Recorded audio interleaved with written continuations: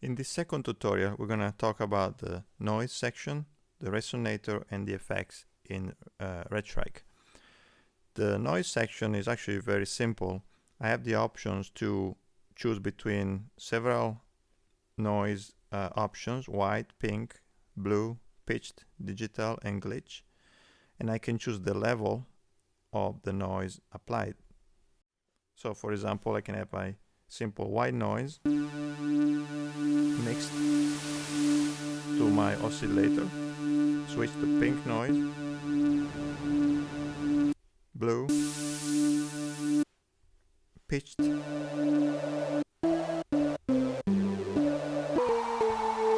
which is very interesting actually. I have a digital noise,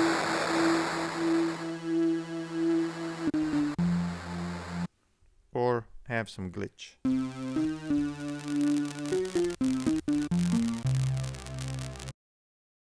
The noise oscillator can also be controlled by its own envelope, where I have attack and the decay release option.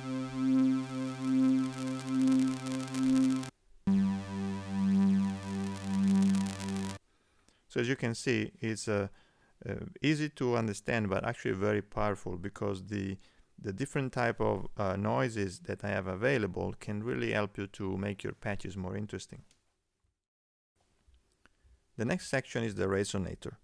With this, we have available a full resonator that allows me to make really interesting sounds by applying the resonator to both my main oscillator or to the actual noise oscillator. So the dry wet basically adjusts the mix of dry and wet signal of the main oscillator and the noise. I also have a low pass filter that adjusts the cutoff frequency of a filter of the resonator. Also have the pitch that adjusts the pitch of the resonator. And so if you want to hear it, I'm going to lower my noise for now and bring the dry wet balance of the main oscillator, and then I'm going to bring up the pitch.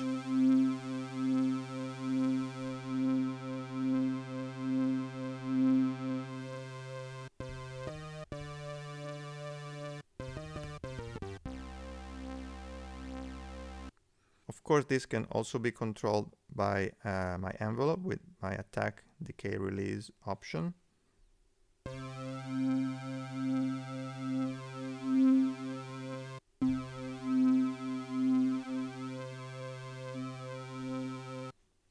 Or by my LFO that has the usual rate parameter. Let's bring in the noise. I'm going to bring a pitch noise, and we're going to also apply this to the noise oscillator.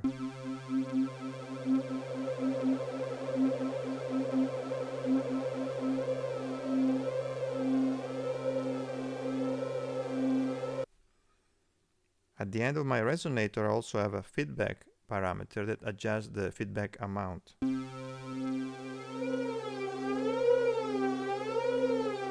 The amount can also be controlled by the envelope.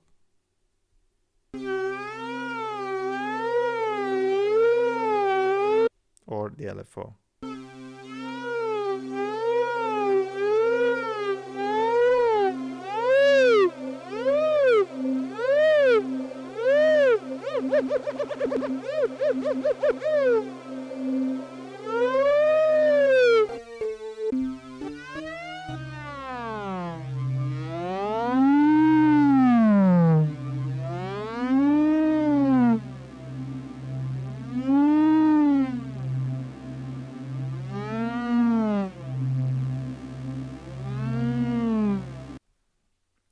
So as you can see, you have a lot of options here.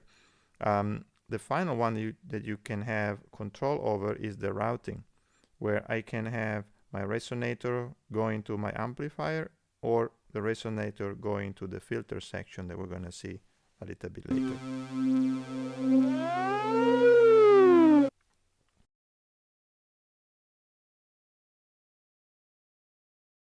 To access the effects panel, I'm gonna simply tap on the effects button here, and that opens up my chorus, delay, and reverb options.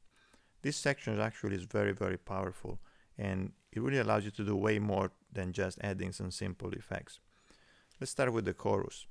In the chorus, we can increase the mix, and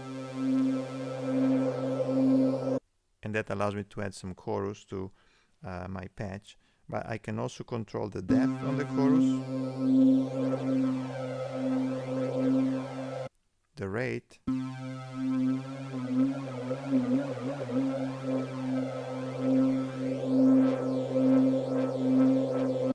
and the stereo spread. That allows me to basically spread my patch wider on the stereo image.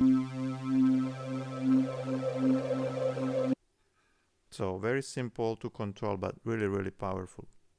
The second effect is the delay. This is also really, really powerful. And so of course we have the main send that allows me to determine how much of the dry signal is going to be sent to my delay.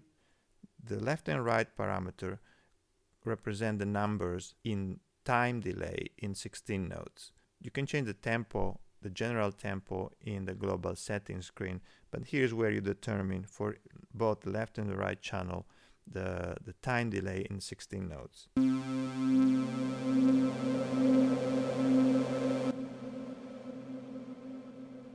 And then you have a very interesting modulation option here, where I can control the rate and the modulation at the same time. So the modulation basically adjusts the depth of the delay time modulation.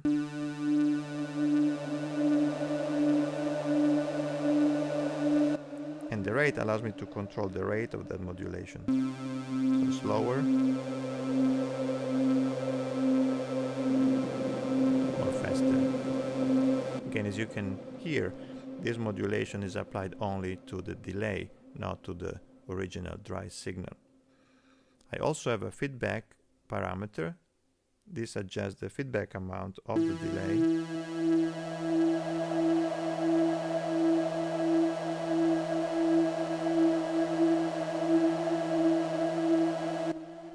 And finally, I have a high damp, and this allows me to basically make the delay a little bit softer, less harsh, and a high pass filter, and that adjusts the high pass filter frequency. I also have a cross option here that adjusts the cross feedback amount.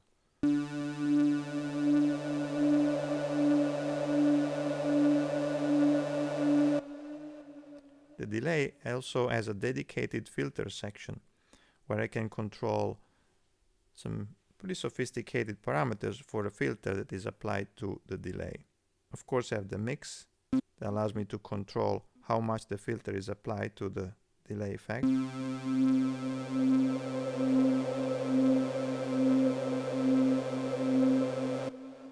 I have a cutoff frequency of the filter.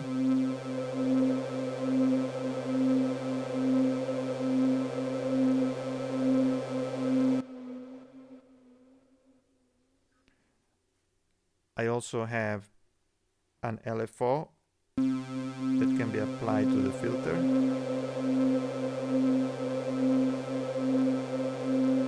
And a resonance applied around the cutoff frequency of my filter.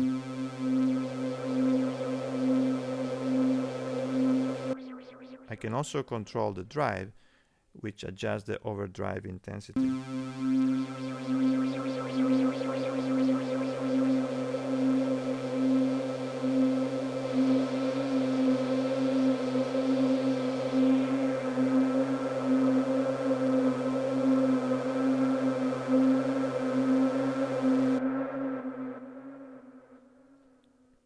And finally, I have a reverb section, where I also have a send. I'll lower the delay a little bit so we can hear it better. I can control the time of the reverb.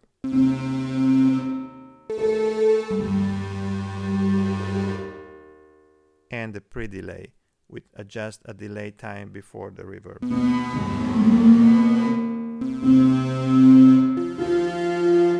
This allows me to control the amount of time passing between the dry signal and the early reflections of the reverb.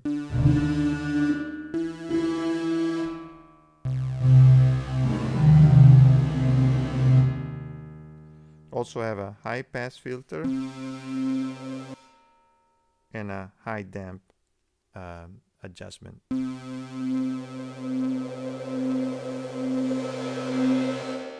So combining all three effects allows me to create some very interesting sounds.